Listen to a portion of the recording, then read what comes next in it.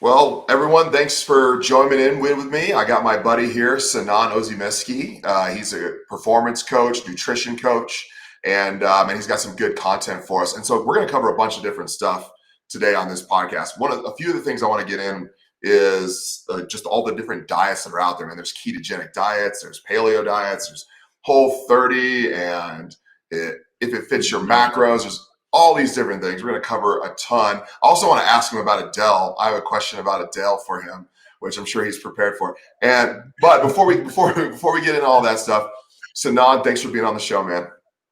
Absolutely, man. Thanks for having me. I appreciate you taking time out of your day to do this. I know I'm all the way on the other side of the world right now, so I'm 10 hours ahead of you, but This is perfect, man. I love talking about this stuff, and, I picked your brain about this stuff for hours at a time, so I appreciate you getting me on this call.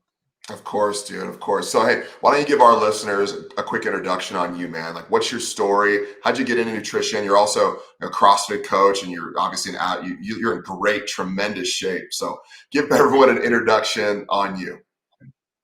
Yeah, absolutely, man. I actually, funny story. I didn't start out with nutrition. That wasn't my intention for undergrad or just college in general. And that's the funny part. I spent about 9 or 10 years growing up in Turkey. And I lived out here, very close to my grandmother's farm where we were bringing food from farm to table and from the fishermen to the table. So it was a lot of hands-on experience, but that didn't get me quite far enough into the nutrition perspective to look into it with college. So a lot of people don't know it about me, but I'll spill the beans on it. A lot of the applications, or most of the applications that I sent in for college when I first applied, was for interior design and interior architecture. So I was nowhere near nutrition going into it. But when I realized that, the more and more I got exposure to the United States from moving over from Turkey, I started seeing the prevalence of fast food. I started seeing the rates of obesity going up. I started seeing kids deciding whether they wanted to play a sport or whether they wanted to sit home and not do anything. And that just set off light bulbs for me, man. That was the biggest hit for me to transition from that field, which, was a pretty standard career overseas here, into talking about nutrition and really digging into the science behind it. And I think that's where the science part took off, where I became just a science nerd. And, I just love studying, how food goes into your body and breaks down and how we pull the energy out of it. So that's really where things kicked off. And since then, it's just been nonstop research for me. You know me, man. If I'm not doing some kind of a sport, or if I'm not out there working out, I'm behind the books doing some kind of research. So that's really how I got into it. A little kind of snippet about me getting into it like that. Yeah, no, I think it's fascinating. I mean, coming from you get the outside perspective look in, and you get to look in at the American culture and see, the McDonald's, the Burger Kings, all these different things. It's funny. I was in Bangalore, India last year, and I got to go. I don't know what you picture when you picture India. I mean, maybe you've been there.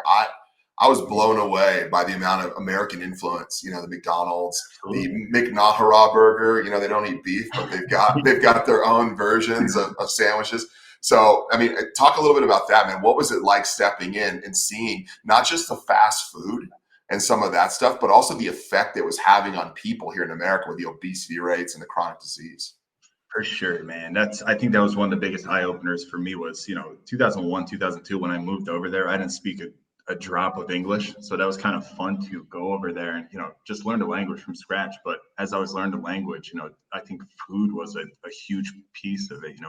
One, you were watching TV, you're watching TV shows to learn the language. But, as much as we try to avoid it, between every single episode of a TV show, there's, 30 to 40 fast food chain commercials, which you would never see overseas here. So when I came over there, I was like, hey, listen, man, I'm trying to learn how to speak English from watching Friends on TV. But at this point, I've, mastered how to say Whopper or, the McNuggets more than I've mastered how to talk some of the English that I've learned from the show. So I think just the prevalence of, fast food in general and how much they were trying to appeal to people. And I think just the marketing power behind it was what got me, just blown up out of proportion with it. Because here, like you said, in India too, here, when you think about fast food, it's more of a social status, as scary as that sounds. You have people going to McDonald's or carrying McDonald's bags, or, even with certain, coffee places, you have people carrying coffee cups around just to have that in hand. So the prevalence isn't high. The cuisine itself is super good and super delicious and very cheap. So for me to go and eat something that's far healthier here, and that's, more Turkish cuisine, like, a shish kebab or a gyro or anything like that, is significantly cheaper than me going out and getting fast food. It's not fast food here. It's just more so, I don't want to term it fat food, but it's just food that we don't want. But, when I came into the US, it was like, hey, listen, it's cheap. It's every single corner. And there's such a marketing pitch behind it. So how do you avoid it? Yeah, no kidding. I mean, you could watch Super Bowl. I mean, these companies are incredibly smart economically, and they don't sink millions of dollars into advertising if there's not an ROI. And so there is an ROI to some of these, like even these like Super Bowl commercials, where they're spending several $1,000,000 on, a Whopper ad with Jennifer Aniston in it, or whatever. What you mentioned, Friends, whatever it is, and all of a sudden, you're sending people. I'm curious to know though, like coming from Turkey, I presume, I don't know very much about Turkey. I presume the food quality, is probably less tainted with than maybe an American manufacturing. Inform us on that. Like, what's the difference in terms of quality? Like, is the food hyper processed there? You said food was really horrible, fat food instead of fast food. So speak a little on that. In terms of, you want to know more fast food or culture in general? Even just the comparison between the two. Like, so in America, right, our general food, our grains are manipulated, our dairy obviously is manipulated, industrialized meat. What's the food quality like in other countries, specifically Turkey? Yeah, man, I think just food quality is super good in terms of, people, the land is super fertile to begin with. So any of the food that we get here is from the country or within the country. There's not a lot of import and export when it comes to food, because the country I guess they feel more proud that they're able to produce the stuff that, that we consume. So we know it's within, boundaries of the country. We know that, the fish is coming straight from the Mediterranean. A lot of the middle of the country is where the cattle is being produced for meat. The chickens are local. And like I said, you from one end of Turkey to the other end of Turkey, you'll have a complete different agriculture. So a lot of stuff is accessible. You don't have a lot of stuff that, we still look at with GMOs and, with GDOs. We'll see things like, peanuts coming in, and just, more corn, rice. A couple of those things still get screened pretty hard just to make sure that there's no, I guess, tainted material coming in, as far as GMOs, like I said. But a lot of the products, it's super good, man. That's one of the biggest things that I say to people is, when I'm overseas, when I'm back in the US, I feel like I'm lactose intolerant because dairy just doesn't sit well with me, for the sheer fact that it's so processed overseas. Right.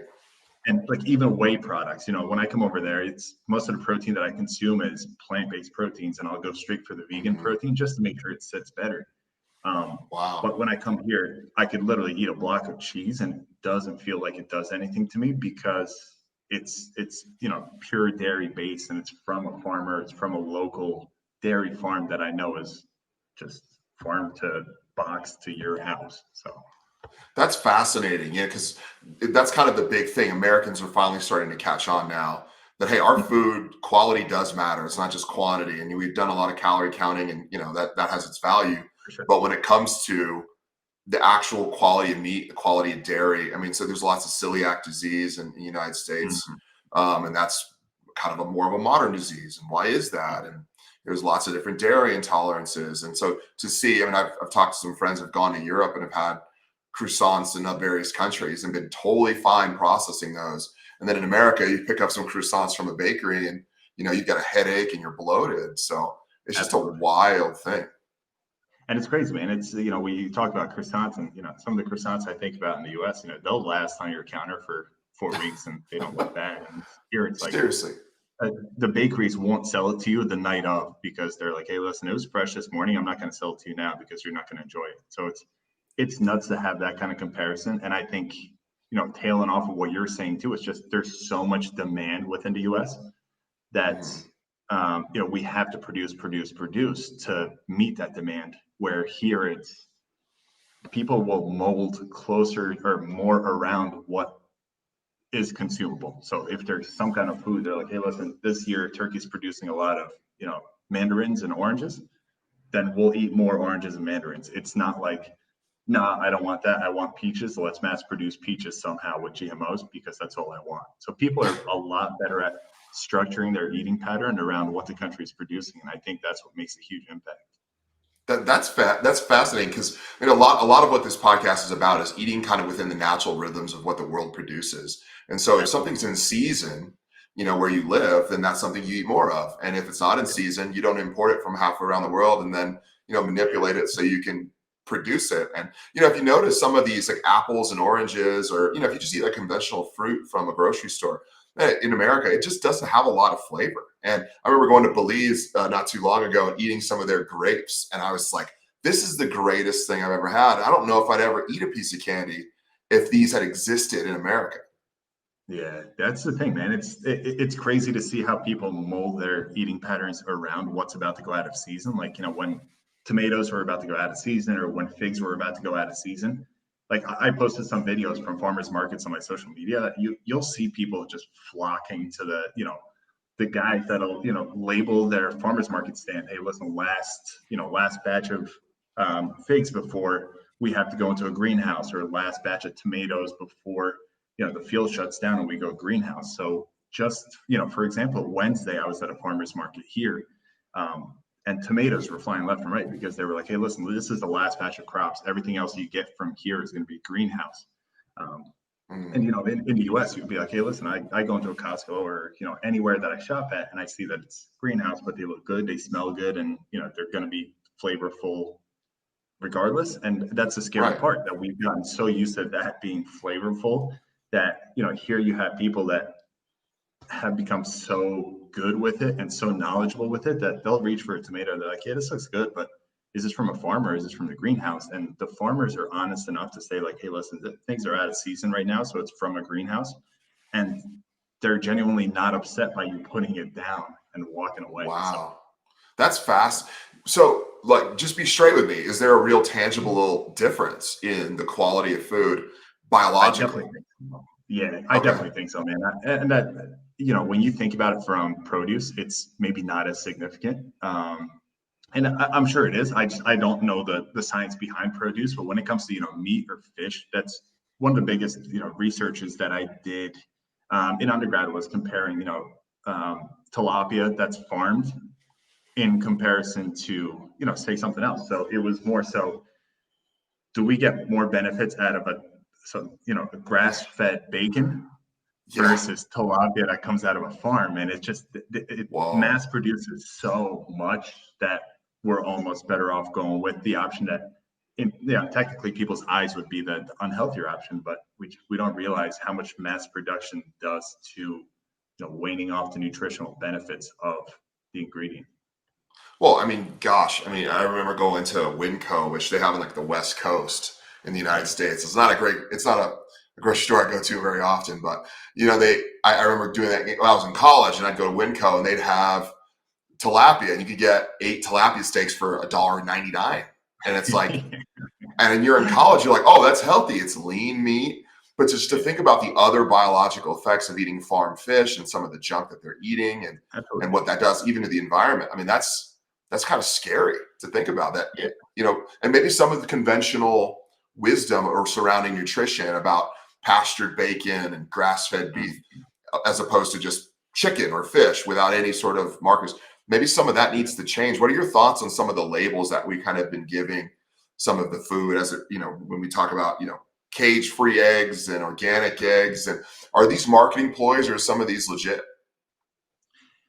I think it's a happy medium between both, man. I think there's companies out there that are definitely putting it on there for legit reason. They want to educate the customers. But at the same time, it's so hard to decide what's what's that fine line of, hey, listen, we're doing this to make sure that customers are aware of what they're buying and they know what the story behind the ingredient they put on the table is. Yeah. But at the same time, you have companies that see this, good act, and they're like, hey, listen, those guys are being honest, so why don't we just hide behind their honesty and market our product the same way. So, I think it's just a super scary piece at this point for people to base Wow. their decisions off of. Just because we're seeing some companies that still are in the process of getting screened out of the market. But I think more so than not, we do have companies that are honest at this point, and I think we've come to a place where it's definitely more for the benefit than a market pitch right now. But I think it's definitely, when finances especially come into play, when we're looking at budget shopping, I think it's good for people to realize, what cage-free actually does mean, or what, free range really does mean, and what benefits you're trying to get out of it. So. All right, Sinan. So let's talk a little bit about, a hypothetical. You've got a client that, shows up and their issue is, man, things are so expensive. Like that's the issue, right? I just explained that. And so what do you say to someone who comes up to you and is like, you know what? I want to eat healthy. I know what you're saying about high quality food. I know what you're saying about grass-fed beef and maybe even like wild caught fish or better quality eggs. Like I just can't afford it. What do you say to that person? Yeah, man, I think, one of the biggest things is I've had exposure to that through, working with the college, I guess more the college population, the college budget. And that's the way I like to approach it all the time. How do we go into it from a perspective that we spend the least amount of money on food, but we still make sure that the food quality is there. So I'll start with kind of just dovetailing off of what you said before. It's more of the environment that you're around. So what food environment, what food atmosphere are you close to? So if somebody's coastal, I'm going to usually tell them, hey, listen, don't worry about the wild caught fish perspective, because Mm-hmm. a lot of the fish that's coming on board is probably close to you since you're right on the coast. If you're somewhere inland where there's a lot of cattle production, a lot of chicken, Yeah. eggs, I'm probably just going to say, hey, let's go to a farmer's market. Don't worry so much about cage free or grass fed or just any of that stuff. Mm-hmm. Because the quality of the meat or the quality of the chicken you're going to get is going to be local and significantly higher quality than you would in a city anyway. Mm-hmm. So I think the biggest thing is with the ingredients that you can bump up to organic or non-GMO or certain things like that, I would say to do it. But it's just going to be a matter of, looking at what they eat throughout the day, and figuring out 2 or 3 things that we can slowly tune in at a time. Whether it's the biggest thing that comes to mind is soy or corn products. We're looking at 96-97% of those products being GMO at this point, just to keep up with Wow. the volume. So how do we replace some of the things? If you're drinking soy milk, if you have corn in your diet, can we just make sure that those are, non-GMO and organic for now? Mm-hmm. Even certain fruits like, apples, I think apples are just mass produced at this point in the US too. So maybe we, bump those little things to organic, and we slowly build our way up that way, because like you said, if I tell somebody, hey, listen, organic or bust, I'm not taking you as a client unless you're eating all grass fed.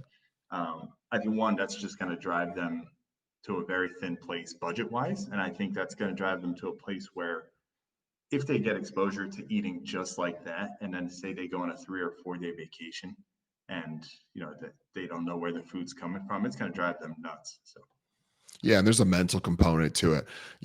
One of the common objections to eating healthy is this idea that, eating healthy, just dollar for dollar is more expensive. And so if I can go to a grocery store with $8. I can't buy anything. But if I have $8, man, I can get a value menu. I can get a milkshake from Wendy's or McDonald's, and I can feed my entire family with, $15. Like, would you agree with that?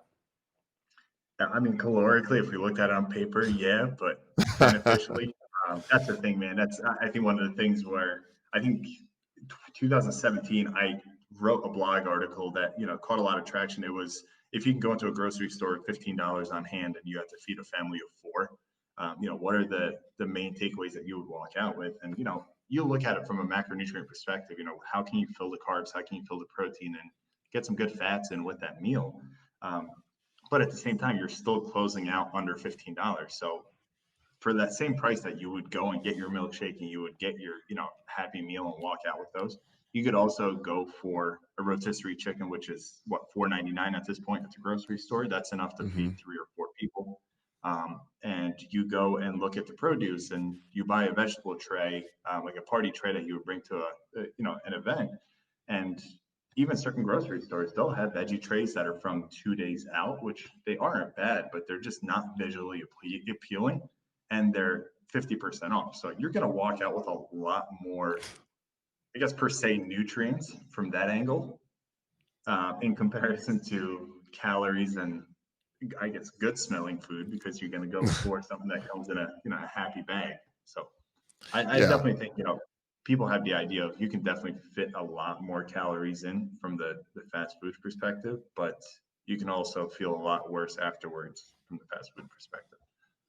Yeah, and I think it's important to acknowledge there's other stuff at play. There's these sort of smells that somehow are exactly the same no matter where you go around the world. McDonald's Yeah. smells the same and tastes the same, and so there's all these additives and preservatives and these various things. I mean, I remember the whole chicken nuggets fiasco a couple years ago, and it was just like, what is this paste? And supposedly they've swapped that out for real chicken at this point, but I don't really know. But I think that's important to note. And so if you go to a produce section, you can get a couple sweet potatoes, a bag of rice, even down the rice aisle. You can get some chicken, like you mentioned, a rotisserie chicken, a great idea, and some vegetables for relatively cheap. Now, of course, it doesn't have that McDonald's feel, right? But you also don't feel as terrible after you eat it. Absolutely. Yeah. And you walk out of there. I mean, if we were to do the math, like you said, with the rice and the chicken, you would walk out of there probably same calories, in a better way, though. I mean, the way that the answers that I got from a lot of the college students when I threw that question out there was, they said, let's go for a big can of chickpeas or black beans. Let's go for the microwave rice, like you said, and let's just go for rotisserie chicken. That right there, obviously, it's almost a diet pattern that I would give some of my bigger athletes too. So it's like, hey, listen, you guys are thinking already ahead of the curve by cutting back on budget and being able to build volume out of healthy food that comes out to the same price as you would volume per bite for fast food, but not volume per nutrient. So no, that's really interesting. You say that, yeah, cans of beans, things like that. I'm curious to know though, kind of making a little bit of a transition. We're already talking about maybe potential client pitfalls. Like, what are some of the things that they're falling into? One of them might be, I want to eat higher quality food, but I can't afford it. I'm curious to know, like, what are some other ones? I'm sure you've probably heard every excuse in the book. So I mean, you gotta share a little bit. Absolutely, man. I think the biggest problem that people run into is they put too much on their plate at once, and I don't mean that in a pun way. I think people just don't realize that nutrition and proper nutrition is just 20% nutrition, 80% psychology, and that just plays such a big part that a lot of people don't undermine when they come into cleaning up their diet and cleaning up their act. We live in a country where 60% of people report feeling daily stress or just anxiety and overwhelm. And you have between, I think every single year we get like 27 to 35% of people report that they, overeat or they eat out of their healthy boundaries because they're stressed out. So Wow. if we're in a place where, we're talking 60% of people feel to throw a diet at somebody, and to say that, hey, I'm throwing this diet at you. Let's see if we can hit every single nail on the head. I think there's just going to be a huge piece of overwhelm at that point that's going to pull people off that program. That's the scariest part of it. Yeah, that's important probably as a coach is, you want to encourage them to do the right things. But, most people don't have a military background or professional sports background, and they're not used to being reprimanded for, little things they eat. And so part of the coaching process seems to be, what's going to make them most successful. And maybe it's a little bit goes a long way. Is that something you experience? Yeah, I definitely think so, man. I think I always approach it from the perspective that, there's two ends of the spectrum. It's a marathon, not a sprint. And you could have those people who, like you said, with the military background or, with a professional sports background, those people who come out sprinting a full marathon. And those are the heavy hitters. Those are the people that we love. And they're like the, one in a millions. But at the same time, you want to think of it as, we have all these steps outlined. And on the first, initial conversation with you, essentially what we're trying to do with nutrition is just sell better lives. So when I Hmm. have a conversation with you and I outline all these things that I want you to change over the course of the next 12, 26, or 52 weeks, Mm. um, my goal is not to sit you down that day and just say, hey, listen, you're going to hit every single one of these on the head by next week and we'll be golden. And maybe I'll check in with you once a week. That to me just says that, you're trying to dodge a client and you're trying to set them up with things for the future, but not necessarily be there for the 80% psychology that we just talked about.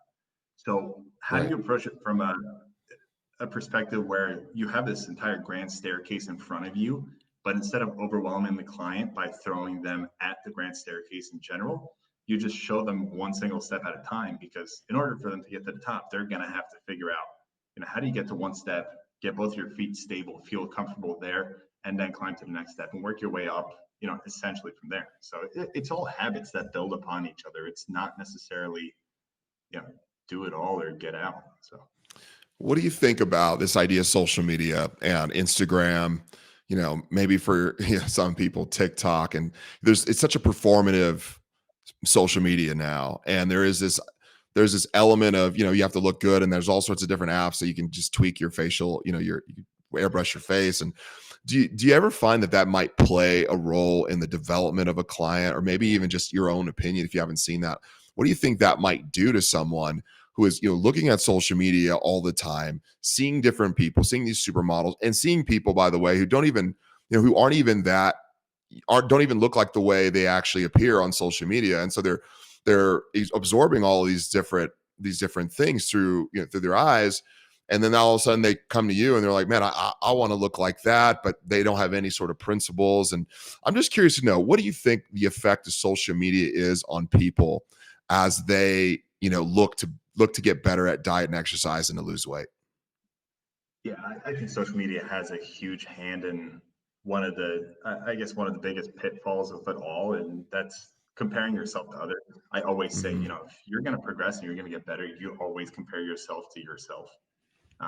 And Right. when we talk about nutrition as a lifestyle change, it's, can you get 1% better every single day, um, rather than can you look like this person you follow on social media, because you don't know everything that goes on in their life. And like you said, you don't even know if they're the same person that you see in that picture. So, again, it's not, and maybe as significant as like a catfish of like, hey, listen, I see this person and I definitely know that's what they look like, but it's totally not that person. But you also don't know, again, I keep going back to the psychology realm, but you also don't know what that person is dealing with. So for a mother of four who works two jobs and is, Right. dealing with a recent outbreak, is, it's going to have a much tougher time trying to look like, a female figure on social media that may even, like, as scary as this sounds, man, may even pitch it as like a mother of four and they don't even have kids. You know what I mean? Like, I've seen it go Wow. to that extent.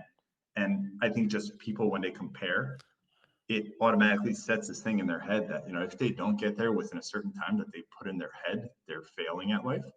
And Hmm. if they are, aware, and if they're making conscious steps to get healthier every single day, there's the word failure doesn't even exist in their dictionary. So I think social media has that impact of really messing with people's head. Yeah, that's interesting. Social media and comparison produces sameness, and we're not all the same. We weren't created the same. Our body types are different, our metabolisms, our ability to burn fat, and there's genetic factors, there's behavioral factors, environmental factors, and there's all sorts of different reasons. But Absolutely. social media makes us feel like we can all kind of at least aspire to be this sort of really in shape bodybuilding CrossFit guy, or really great looking model. And again, some of those people don't even look like that good. And so it's a really fascinating subject, and I wonder the effects on someone like you mentioned who isn't getting results. They're with you for 8 weeks, 10 weeks, and they're saying, Sinan, man, I'm not seeing the results I'm expecting this early. And so maybe that causes them to jump off the plan, or what. Have you seen anything like that? Or what have you been able to say to people to convince them to continue? Absolutely, man. Again, it goes back to that same thing of, hey, just, the little things that we're making right now are lifestyle changes, rather Hmm. than, vanity steps that we're taking towards becoming a, better looking version of ourselves. So sure, we want to look better in a bathing suit. Sure, we want to look better, without our shirt on, or at the same time, we're comparing ourselves to, say subject A over here. So while you want to look like subject A in 8 weeks, there's a lot of things you got to realize. One, they didn't get to how they look within 8 weeks, maybe. Mm-hmm. So there's a lot of play there. And I think one of the biggest things too is just, it's, again, I think about the thing of their lifestyle changes and lifestyle habits. So the slower you Right. drill something in, the more sustainable it's going to be for a lifetime. So a lot of people, Yeah. like you said, do compare themselves to that, I want it now and I wanted it yesterday goal, where from a nutrition perspective, we look at it as, hey, listen, I'm making you, change these certain habits and certain lifestyle approaches to benefit you in the long run. And not only do that, but also benefit your kids and benefit, people behind you that follow your every single step. So I definitely do see a lot of kickback from the vanity piece of it. A lot of people say, hey, listen, you know, this person, subject A on Instagram, said they lost, 40 pounds in 3 weeks, while, Right. I lost 3 pounds in 3 weeks. And you have to explain to them, like, hey, listen, 3 pounds in 3 weeks is a really good progression. 40 pounds Yeah. over 3 weeks is where we would have that very strict conversation of like, hey, listen, what the heck is going on? We got to figure something out. So I think social media has that kind of an issue that it creates with a lot of members, because Hmm. it creates an expectation that's not realistic. You know what I mean? Yeah. Oh We yeah. have this idea of like, they did it, why can't I?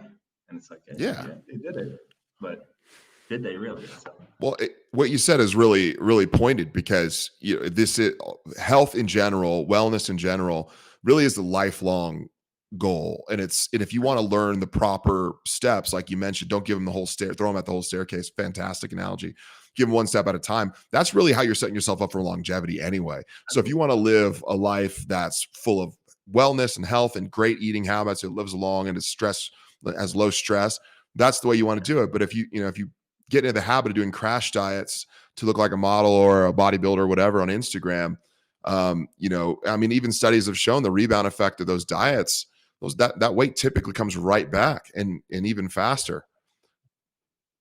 absolutely. That's just, Yeah. It's just, oh I think that's the scary part of it is, yeah, we dive into it thinking, hey, listen, if I want to do something, I want to do it in 3 weeks and I'm out. So that's, I mean, it tails off how quickly people give up on diets as well. You know what I mean? If somebody goes into a mm-hmm. diet, they want results quick. And if they don't see results, they're just going to open the door and get out. So, Yeah, for us to be able to provide, it's such a tough line as a coach to say like, hey, listen, I promise you it's coming. But yeah. while they're looking at the, hey, listen, promise doesn't mean anything if I'm not seeing a six pack in 2 weeks. So Yeah. Well, I mean, if it took you 47 years to look like this, it's going to take us a little bit of time to undo it. You know what I'm saying? So exactly, for sure. let's be realistic. Now, you did mention, that, yeah, I'm sure this is one of the reasons people fall off diets. Is there any others? Are people getting lazy on diets? Do they just lose motivation? Like, what are some of the other things you're seeing why people probably fail achieving some of those health and wellness goals they have? Yeah, I mean, I do think it's a lot of, if we were to pin three, there's so many that I could go on forever, but if we were to pin three biggest ones that I see in my field, I would say it's definitely comparing yourself to others. That's one of the things that I would initially just start out by saying, hey, listen, never ever compare yourself to others, because the, pick and drop setting that you're in yourself is not the same as anybody else. Like you said, Mm-hmm. we're all unique individuals, and to chase perfection is probably the most dangerous thing people do. We want to Wow. chase progress, not perfection. And, while, Mm. athletes always put out this idea of chasing excellence, it's, can we get better 1% every single day? Because that's essentially, 10 years down the road, that's going to make us the best version of ourselves that we can be. So Right. definitely not comparing yourself to others. Another one is motivation. There is going to Mm-hmm. be a little bit of a roller coaster throughout the year with all the external variables. That we have to keep igniting a little fire under people's butt to stay on top of motivation. And I think Mm. while one-on-one accountability is key, I think group accountability is huge as well. So can people create Wow. a buddy system amongst friends that are losing weight? Can people join a gym, join a program that a lot of like-minded people are together under the same roof. So there's that Hmm. accountability, as a coach, if I'm, up from 5 a.m. till 10 p.m., I would love to get my accountability in that entire time alone. But Hmm. it seems like it's the 10 p.m. to 5 a.m. that people need the extra accountability. And I think the That's more and good. more people you expose yourself to that are like-minded in that same idea, the more you're going to get the fire behind you. That's fascinating. I mean, you're seeing rises in things like group classes, Orange Theory and CrossFit and things like that. But thinking about a group accountability for nutrition is Yeah. like a fantastic idea. And someone's got to monetize this. Maybe you already have, Sinan. Maybe you're already doing that, man. Yeah, I mean, it's tough though, man. It's again goes into the same thing of how do we go into this minefield of saying, hey, listen, we have to be in a group, we have to keep each other group accountable. But Hmm. as soon as I throw you and I in the same room and I say, hey, listen, you have to be accountable with Eddie, and then we have Eddie who looks fantastic compared to me, I go initially right into the step of like, hey, listen, how do I keep vanity comparing myself to how good he looks versus how Wow. I look. So why should I eat the way he does?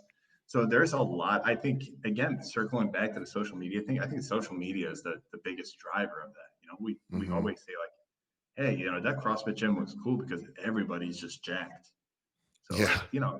so if somebody's not jacked, the last thing they're going to want to do is go to that CrossFit gym. So Right. it's how do we find group accountability of people that are like-minded, but there's no fear of loss of motivation because they're going to feel left out of that group. You want to make sure it's, you know, over encompassing everybody to just push one step further rather than, come in and say, hey, we're doing this, drill sergeant. And, if you don't do it, get out. So I think that's one of the biggest perspectives. I'm a huge fan of getting coaching, getting help, getting accountability. Like in my life, former professional athlete, I think the times where I've had the most success physically, whether it's nutritionally or whether it's just, lifting weights or running conditioning, has been when I've hired somebody to help me do it, whether that's a nutritionist, a coach, a chiropractor.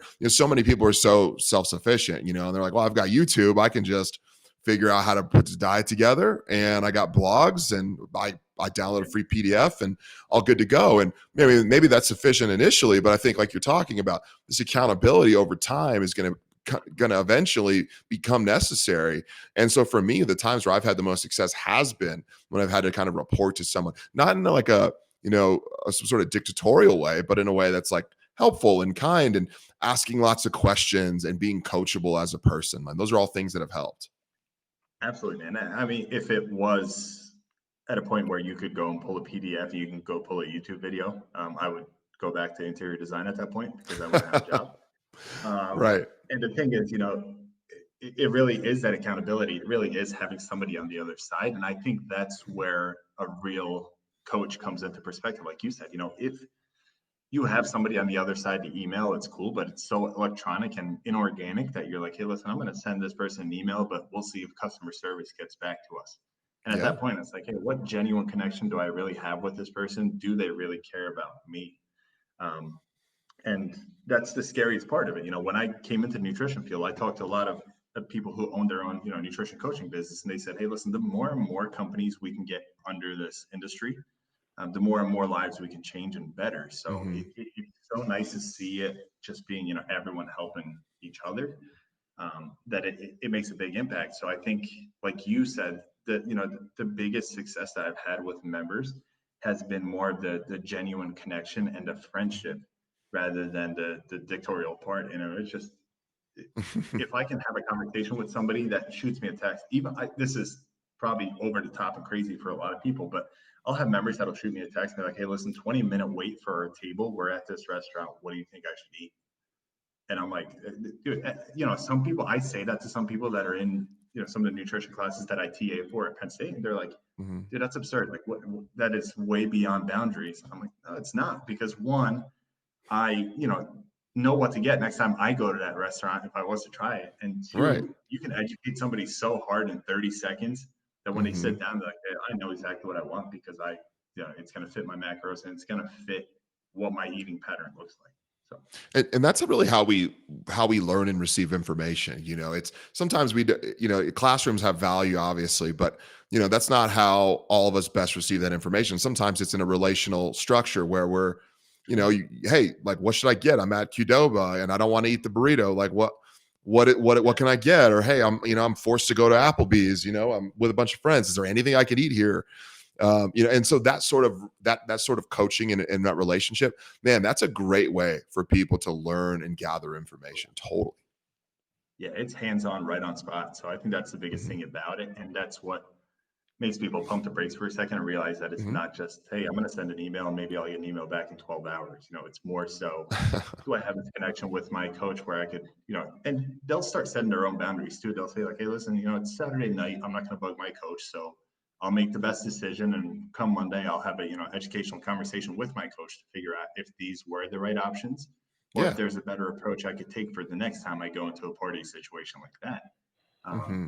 But at the same time, they feel comfortable enough that they're like, "Hey, listen, coach. I think this is my step and this is what I should do, but I just want to run it by you. So when you get a chance, can you shoot me a text and let me know if these are the right decisions?" And 9 times out of 10, if they have that kind of genuine connection with you, Yeah. they're at a place foundationally and educationally that they've made the right decision anyway. And all you have to say is, dude, you have it set up to crush. Just go out there, enjoy it, and do what you've already outlined for yourself because you're spot on. So Good word, brother. Let's shift gears a little bit. yeah, Coach Sinan, I'm listening to this and I hear a ton about keto diets, low carb diets, vegetarian, vegan, Mediterranean, whole 30, IIFYM, and I'm like, what do I don't know where to start with these. So let's just play a little game. Like, I'm just going to throw out one of these and I just want you to give me the basics of the diet and then what you think about it. So we're going to just put you, I'll go back and forth with you. Don't worry. I'll take some blame in this, but let me just throw out the most popular one, keto. So keto diet, what is a keto diet? And is it effective? Does it work? And should we try it? so keto diet is essentially it's cutting back carbohydrates enough to put yourself in ketosis. It's bringing up fats, bringing up protein. So it's essentially just running a fat and protein diet hard enough that you can push yourself to have enough energy to get through the day. Um, do I think keto is effective if you have a short-term goal that you're trying to cut for in a not super safe way? So if you have, say, the biggest time or biggest example I see keto parties, keto diets with is, I'll have a lot of college friends reach out to me and they'll say, hey, I have a bachelor party coming up in 5 days. How do I cut? And before I could even answer, they're like, hey, listen, I think I'm just going to do keto. So short term, there's a lot of drop and a lot of cut coming out of it. And I'm not going to knock on keto because I love the fact that keto makes us understand the amount of unnecessary carbs we sometimes reach for out of boredom.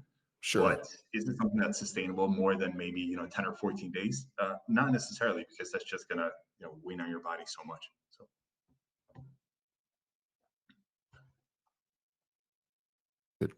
There we go. I was muted. Sorry about that. So there's a whole lot of talk between dirty keto, which is kind of like this sort of sour cream, cheddar cheese from and then going to McDonald's and eating the burger and the cheese. So when you say keto diet, that technically is ketogenic diet, right? But yeah, it's that's what disgusting. scares me. Yeah, yeah. And to say, somebody tells me that they're on a dirty anything diet to begin with, I'm probably just going to pull out the red flags and start swinging those around. And, it circles back to the same conversation we had in the beginning of this, food quality. Hmm. How can you cheat a system so hard that you have the worst food quality and you still expect to see that scale drop and sustain at a lower weight? So, Yeah, yeah, and you mean I've seen studies from different doctors regarding ketogenic diets, incredibly high ketogenic diets for starving tumors, related to cancer. I think it's Dominic D'Agostino has done some studies on that, yeah. and it seems like there's some merit for ketosis in regards to the sugar and it relates to tumors. I don't know if you know much about that. What are your thoughts? Absolutely, man. I think there's, medical research wise, there's a lot in terms of, I know there's a lot of cancer research, and that's essentially how keto, I believe, came, abroad and how it started to begin with. But I think the fact that, it goes back to the example of it took you 47 years to get here with your body. It's not going to take 47 minutes to change. Right. The biggest thing is people have eaten carbohydrates and they've probably eaten an overabundance of carbohydrates leading to that point where they decided to do keto. So for somebody who's 28 years old, say, for me to just say, hey, I'm going to pump the brakes on every single fruit and every single, quinoa and rice and everything I've eaten to this point and change my diet completely. I think, if there's no medical need or medical, monitoring behind it, I think it can put you in a really dangerous spot. So. Yeah. So maybe ketogenic diets can have some work in terms of fat loss and weight loss short term for a goal, probably not the most healthy diet, especially long term, because of all the effects. I mean, I've seen some of the effects of, lack of sleep being affected by it, all sorts of stuff. So, all right. Yeah. What, say that again? There's a lot of hormonal imbalance that's created by keto as well. Yeah, see, so that there's a lot of issues there. So maybe if you don't have a tumor and you're not going to a bachelor party, maybe avoid it. And if you have both, then hey, YOLO, I guess. Hey, let's move on to the next one. So keto is real popular. There's the resurgence of vegans, and I'm from the Bay Area and the vegans are all over the place. I mean, goodness gracious. If an atomic bomb hits the Bay Area, cockroaches, rodents, and vegans will be the only things left. So give me the spiel on vegans, the vegan diet. Is it helpful? Is it effective for people? Yeah, I mean, is that before or after the documentary? So, and you choose. I think the biggest thing, I mean, it's crazy because I can almost push for the vegan and vegetarian side of it now that I'm overseas and I'm seeing it, produce like this. But I do feel like, the vegan and vegetarian diet, I like to go more on the side of vegetarian because, you have more in tune with what you're consuming and you're not constantly chasing ingredients that are, meat replicants. How do you substitute certain things? I think the funkiest thing that I'll just dive right into is that vegans are always chasing, meat substitutions when I think of a vegan or vegetarian diet, I think about, cool, yeah, you can definitely take advantage of every single vegetable that's out there and overload on vegetables and get all the nutrients and vitamins that you want. But when you're a vegan strictly to chase down non-meat bacon, then there's a little problem that we're talking about and we're trying to figure out. So I definitely think, the veganism in terms of incorporating more fruits and vegetables that you're not normally going to consume throughout your diet is great. There's going to be definitely, B12 deficiencies that we're going to look at, certain protein deficiencies that you're going to have to definitely adjust for. I think we see a lot of, iron, the drop in iron levels, but as long as those things are coming and as long as you can accommodate for those things, I think even incorporating 2 or 3 different plant-based diets is good. But for somebody to just cold turkey, I guess cold turkey is not even the right term because there's no meat involved, but cold turkey and go vegan it's the toughest thing that for someone to do. And I think, like you said, social media is one of the biggest things right now that's causing it. Well, and it probably, much like the keto diet, it probably exposes a lot of the junk you're eating. It probably shows you how much cheese, pizza, burgers, and these things that you're eating, and you're like, wow, actually, I'm eating quite a bit of trash. And from what I understand, most people feel when they start the vegan diet, they start probably feeling better initially because they're just not consuming as much of the stuff they were consuming before. Yeah, and that's the thing. Like, a lot of people if somebody's thinking about diets to begin with, I think they're under consuming carbohydrates to begin with anyway because they're scared that they're going to gain weight, and they kind of try to do a diet on their own, especially with females. We'll see a lot of females that are trying to kickstart diets on their own before they reach out to a nutritionist or a dietitian. And, they're like, hey, listen, I'm only eating, 60 grams of carbs or 50 grams of carbs, which is slightly out of keto range, but they're at a point where when you do introduce something like a vegan diet or a vegetarian diet, the primary source is carbohydrates at that point. So they feel so much better because they go from, 50 grams of carbs to maybe 120, 130 grams of carbs, where they're like, well, I didn't know I had this energy. I don't have to pass out in the middle of my Orange Theory class today. And I think that's what opens a lot of people's eyes. And like you said, from keto too, when you come abroad to, eating vegetables and certain things that you are like, okay, maybe this is healthier for me to eat rather than leaving the stuff out. It's a huge eye opener. Would you say that vegans and vegetarians are more, aside from the standard American diet, the sad diet, aside from that, would you say vegans and vegetarians are more prone to consuming higher levels of glucose and sugar, mainly fructose through fruit? Because from what I hear and people I've talked with is, the overconsumption of fruit initially becomes big, right? So there's lots of apples and grapes and pineapples and things like that. Have you heard of that? Yeah, I definitely think so. I think there's two different, vegan and vegetarian approaches. And if it's somebody who's social media driven vegan, then we're definitely going to see that, because they're going to be constantly juicing and constantly, having those smoothie bowls and having certain things that are just going to be an overload of fructose. But if it's somebody who, really does the research going into it, and they know that, more of the fiber and more of the, certain nutrients and mostly micronutrients are going to be the most beneficial part of a vegan diet, then we may not see that as much as, the social media driven crowd. So. Yeah. And there are lots of different social media accounts with vegans. And the truth is, bowls of fruit look appealing, and Instagram's a visual, it's a visual website. And so when you click on a big bowl of, you see these various fruits with these acai bowls, you're like, wow, look at that. And, if they post a bunch of parsnips, it's just not the same, dude. Yeah, it's not as appealing. So, so what about some of these book diets? There's a lot of these various books. Everyone's got a new plan. Whole30 is really popular. You and I met in Utah. The Whole30 folks, they're from Utah. Give me your thoughts on that. I know a lot of friends that are doing this Whole30 diet and this phenomenon.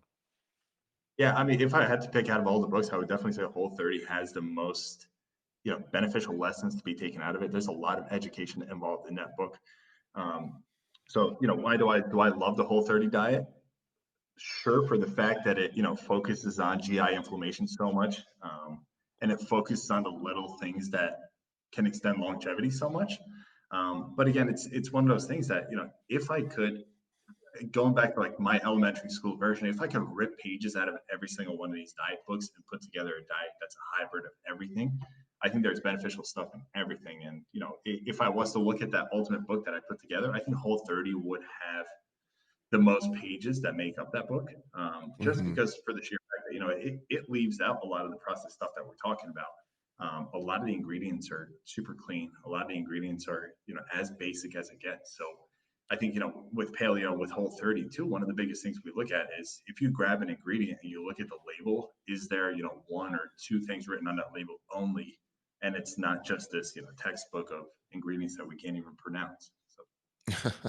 Yeah. And I think, being able to just, again, eliminating so much of that junk you continually eat and put yourself on something that gives you straight, clean food, allows you to kind of introduce things back in that are maybe problematic for you. It's fantastic. One of the issues I have with the vegan diet is the idea that, Lay's potato chips are vegan. And when I meet a lot of vegans, they eat a lot of, they eat Oreos, and they scoff at me for having a delicious grass-fed steak while they're eating Oreos. And I'm just like, I'm so confused. The Whole30 diet doesn't seem to have that sort of problem, right? It doesn't have the, the same, you can eat trash on the Whole30 diet. That's just not possible. Yeah. And I think, I loved Whole30 initially for the title that, it came out saying, whole. And when people look at something that, that pushes whole food and whole consumption, it's the whole package in one. So when you talk about it like that, I feel like I'm pitching a book for Whole30 here, but to talk about whole food, and I think that's an approach that we have to start taking people, back to. And I feel like we've completely circled around. So it was whole foods to begin with, and then we drifted into like, hey, what's quick food, what's social media driven food, and now we're coming back to whole food again. So to push ingredients that are wholesome, to push ingredients that are, on a plate straight from farm to table. It's awesome that, whole food or Whole30 and paleo pushes that perspective. Yeah, and there's actually a few restaurants that are kind of adopting the Whole30 philosophy as they produce their restaurant menus. And so I've been to a few of those recently where, these are Whole30 restaurants essentially, which I don't know if that's part of their business model or what, but to be able to say, hey, everything here is going to be whole food. It's going to be from the ground. It's going to be organic. It's going to be high quality. That's Um, awesome. and you could bring your kids there, or your boyfriend, girlfriend, spouse, whatever, your mom and dad, to a place where they're going to get healthy food. It's hard to know when you're going out to eat these days if it's just going to be a healthy option. Yeah, and that's awesome that they're putting that out there for people to expose Yeah. themselves to, even if they haven't been exposed to it before. So, Oh, for sure, for sure. I got to ask you about my favorite diet to oh boy. watch videos on YouTube, that if it fits your macros, because I'm a huge fan of Pop Tarts and ice cream sandwiches. And so I'm hoping you're going to tell me that I can eat those as long as my macros line up. What do you I think? mean, as crazy as it sounds, man, I think a lot of the nutrition coaching that I do is based off of macros as well. But it's to an extent, numbers look great on paper. Numbers drive a lot of the progress, but I'm always going to have that clinical side of it. I didn't do 4 years of grad school for no reason to tell somebody, hey, listen, just meet these numbers and we'll talk statistics and everything's going to be okay. So it's, how do you clean up the way you fill those numbers as much as you can while you hit those numbers? So sure, if we put ourselves in a caloric deficit, that's when we're going to see a weight loss. Sure, if we give ourselves adequate calories, that's when we're going to see our, better marathons or better triathlons and just certain training abilities. But to tell somebody, hey, listen, if it fits your macros, here's 2,500 calories for you to hit. Let's talk at the end of the day. You're going to have the idiot who hits 2,500 calories with some, monster breakfast followed by, say, again, going back to those acai bowls, you'll hit an acai bowl. That's like 1,600 calories in some of them. So you're going to have Wow. a dude who comes back and he's like, dude, this diet's not working for me because I'm starving by 3 p.m. And then you're going to have somebody who bends food volume so much by eating, vegetables that are like, peppers, cucumbers, tomatoes, just to fill their stomach up and extend that 2,500 calories out. Mm-hmm. That I think if it fits your macros, draws such a broad line for people to tackle that it creates more confusion than education.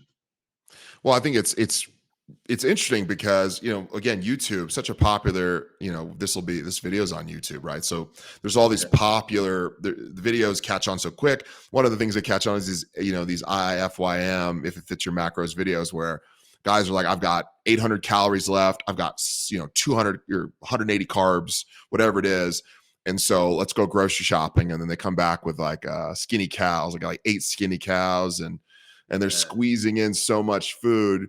And they're eating, and quite honestly, they're eating like that all the time. This isn't like, hey, you know what? I'm going to have a nice cheat meal today, or even every other day. Every single day is a bowl of crunch berries and mixed with some protein and a Pop Tart. And so you got to wonder about the long-term effects of having so much of that one synthetic oil, a lot of these sunflower oils, canola oils, soybean oils, and a lot of these packaged foods, and what that might be doing to people, but then also just without any regard for food quality. So it sounds like you're saying, hey, there's some merit here in watching your macros, but when you're just abusing that process, that's when you get into trouble. For sure. Yeah. I mean, like I said, that 99% of the coaching that I do is macro driven, but there's never a point where I'm going to say, hey, listen, here are your macros, and, go run off to the wolves, and we'll talk to each other when noontime comes around and see how much you've met. So I think, especially with the Stronger You program, I think there's a huge difference between, counting macros with that program versus something that's just a, free reign if it fits your macros, because one has a lot of education behind it on how you can fill those macros in a nutritious way. And I think the term of, if it fits your macros is, hey, how much can I squeeze into a, say a smart car that is just going to be, within that. So no, it's totally true, because, like, again, no one's here saying don't eat some good food, don't enjoy a donut every now and then, no one's saying anything like that. But when you're always enjoying donuts and every carb you get is from a donut, that's when you're going to begin to get into trouble. Absolutely. Yeah. I always say find balance, man. Right. Again, like you said, going back to social media, if I do it, I'm expecting every single one of my clients to do it too. So if I'm out there eating donuts, and how much I love donuts, it's one of those things that, it's how do I find a balance in eating that donut and making sure that the rest of my day is not necessarily just, figuring out that, say that donut's 15 grams of fat and about 45 grams of carbs. How do I build a day that, takes those out of the equation and I fill the rest of my macros for the day, sure, I'm going to look at it like that because I want to see numbers on paper. But at the same time, I also want myself and my clients to think about the fact that, hey, that donut really didn't have too much of a nutrient profile. So how do I eat those remaining macros in a way that, I could still meet 100% of my daily values with a lot of the vitamins, with a lot of the fiber, and just a certain micronutrients that. Yeah. All right, I got to ask you. I didn't have this one on the list pre-show, but it brought, the YouTube talk brought to light another one of my favorite YouTube diets, and that's OMAD diet, the 1 meal a day diet, where these guys will go, okay, I've got all my calories, and I've got all my macros, but I'm only going to eat it 1 meal a day, and so I can squeeze in whatever I want. What are your thoughts on that? And maybe you can talk a little about intermittent fasting, because that's essentially maybe what's part of it. Yeah, I was going to say, man, intermittent fasting is something we definitely see a lot. And a lot of people do come from intermittent fasting to more of a macro counting, but not so much if it fits your macros way, but more of like a more educational way that we do it with Stronger You. It's like, I think with intermittent fasting, people limit themselves to such a short window to hammer down calories. I think, intermittent fasting, when you think about fasting through religion, say it's Ramadan, or you fast while you're in the military because you're out in the field for 16 hours or 18 hours, your body is so in tune with what's happening at that point that you adjust to those. But for somebody to say, hey, listen, I'm having intermittent fasting is my approach. But when I sit down for that corporate meeting, I can't even think straight because I'm in such a mental fog. I think, and that's what, it blows my mind because I'm like, hey, listen, if you're eating your 1,600, your 1,800, your 2,000 calories within that window of time, one, you're going to be so thrown off by the fact that, your consumption window is only 2 hours out of the day.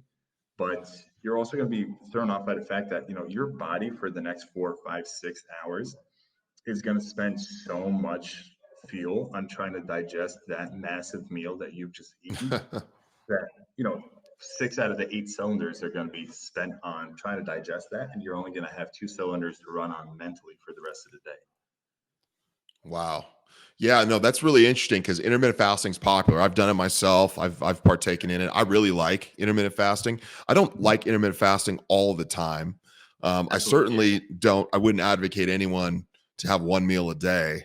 At least, especially, not someone who is just, a regular person. I want to lose some weight, and I looked up OMAD, and I'm going to just, try this for months on end. One of the things that I think happens a lot with a lot of these different diets, whether it's ketogenic diet or anything that's really, really strict, is people get eating disorders. And we kind of forget that actually there's a psychological, and you brought it up before, but there's a psychological component to this.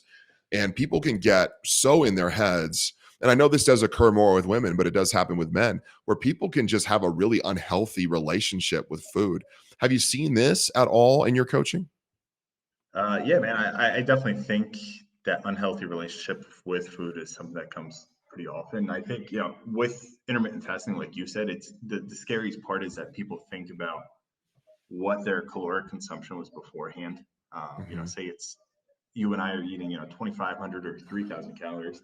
For me to say, let's go into intermittent fasting without any education behind it, and between like 10 o'clock in the morning and 12 at noon, I have to meet 3,000 calories. That is going to put so much tension on your body that, you're 3 or 4 days, you're going to realize that you're doing something wrong.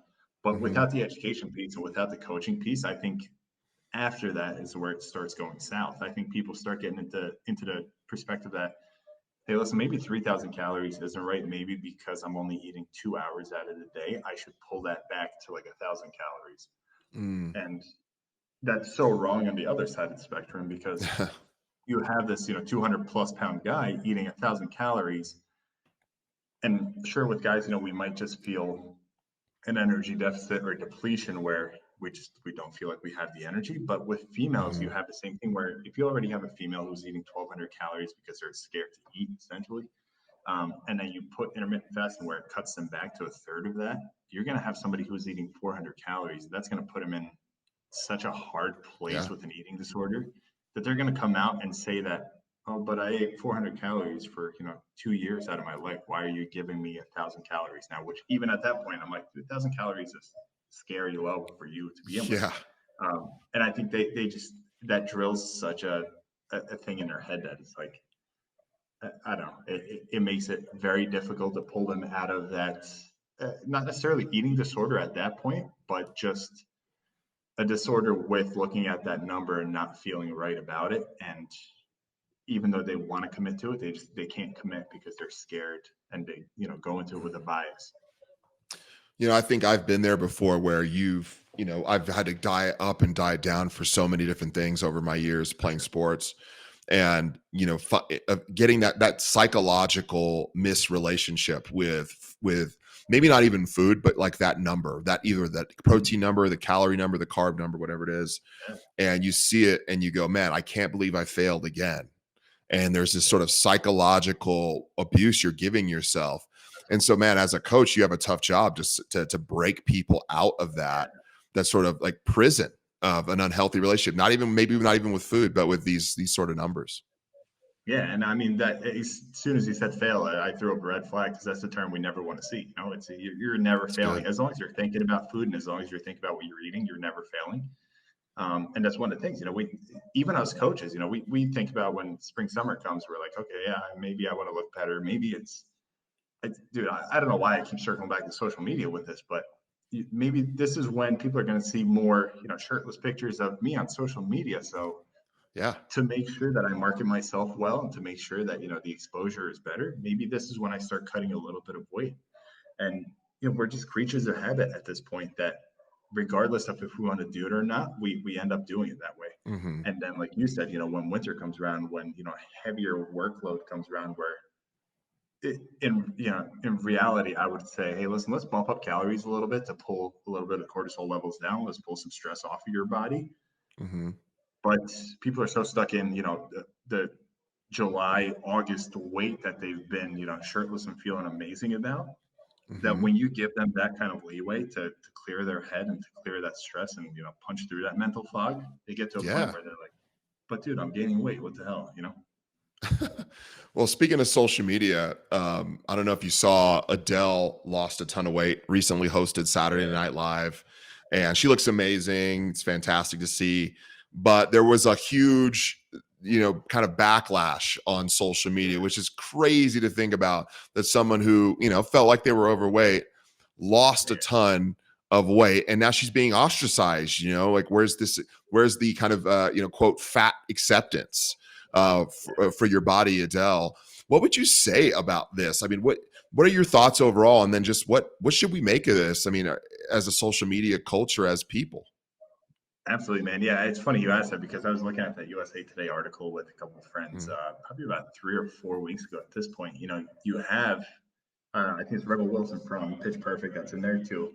Yeah. But then, if we zoom out of that for a second, you got Al Roker, you got, Kelly Clarkson, Jonah Hill. There's so many people do. Wendy Williams, John Goodman. You Yeah. think about every single person. You got Jordan Sparks, who's lost 50 pounds in I think 18 months. Right. You have.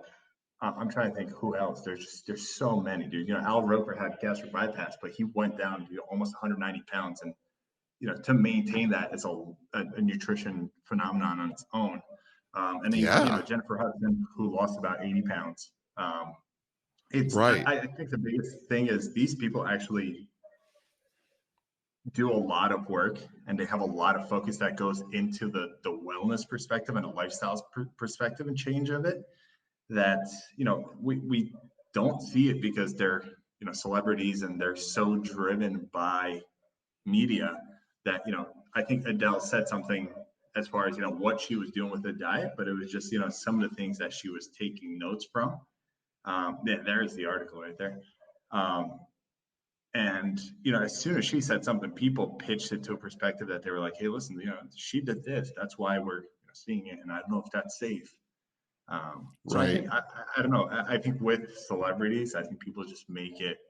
How do you peg that person to not do it the right way Mm-hmm. when they actually do it the right way? And that's when it makes social media so difficult with that. It gets dangerous, especially for lots of young people that, really don't have the experience with the sort of criticism that is out there. And so there's criticism for being, fat and overweight or obese or whatever it may be, whatever someone decides to call somebody. But there's also an equal amount of shame, it seems, for people that have lost weight and have tried to better themselves.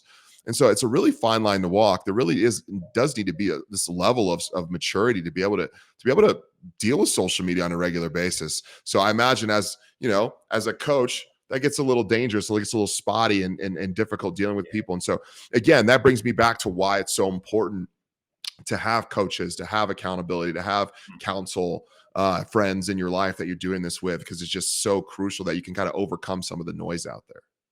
For sure, man. And I think, lucky enough, we're getting to a point where, strong, beautiful, and a lot of the things that we're starting to see, social media shift to, give more credit for, women with the body that they have, the strong body that they have, that having a little bit of weight is not a bad thing. And, social media, and Right. just, models and everything have painted this picture for so long that being underweight was, the ideal weight. But I think you're starting to have a lot more education behind even the celebrities who do it, that are educating the youth that's coming into it. So, one of the examples that I give that's not in that article, but Jordan Sparks, who Hmm. she lost, I think, like 52 or 54 pounds over 18 months. One of the Amazing. biggest things that, whether she realized it or not, when she was talking about her diet, she said that, the biggest reason I lost this kind of weight is because I didn't put emphasis on my waist size or what size jeans I was wearing. I put my emphasis on a healthier lifestyle. And Mm. I think that's what people need to start seeing, before they start pegging on somebody for saying, oh, why'd you lose that weight? Because social media puts a stress on you that you were always, the heavier set person in that crowd. But for those people to come out and say, hey, no, I did it because when I go to the doctor next time, I want to make sure my blood panel comes back well. If it's Hmm. with Adele, I want to make sure, hey, I want to live longer. I want to hit, you know, a longer career that I don't have to keep worrying about, my health or, just anything being on the line. And I think, I don't want to bring pandemic or anything into it too, but I think people need to realize that, you know, the longer we can stretch the idea of, you're doing this for a healthier you and for a less prevalent, to disease or to any kind of health issue you, um, is the more success you're going to have with it and the less people are going to peg on you about it for you doing it. Yeah, Deion Sanders has this little phrase he does. He does like the "you look good, you feel good, you play good" kind of phrase. I Yeah. really do. First of all, that's amazing. Second, and he's right. Second, I mean, really, if you eat good, you feel good, and if you feel good, you begin to look good. I mean, I really feel like that's kind of how it works. And if you think about it, even too, like there's so much with social media in terms of airbrushing your face, and then even Mhm. with makeup, we're trying to manufacture this sort of glow that we're like a healthy, vibrant person. But if we begin to eat healthy and eat the way we were created to eat, the way our biologically we function properly, and we're able to eat this way, we begin to kind of exhibit some of those traits, that sort of glow, that sort of alertness, sleeping better. And then you begin to look good. You begin to be attractive to other people. But I think you can't put the cart before the horse and manufacture kind of looking good with like these crash diets, or Yeah. it even worse, some sort of manipulation online. Yeah. I think it's, in order for you to complete the circle of, just health and wellness, I think it has to be every single puzzle piece that gets lined up. And I think 99% of the time, the biggest flaw is everybody tries to, skip step 2 and 3 and jump from step 1 to 4. And that's when it becomes the most difficult piece. So it's, for somebody to say like, hey, listen, I want to just do what I do now and still play good. I want to Hmm. get on the field and just play like the best athlete I've ever been. If you're not taking the precautionary steps that are going to get you there, I can assure you 99% of the time, somebody else is a far better athlete than you because they are doing Right. those steps.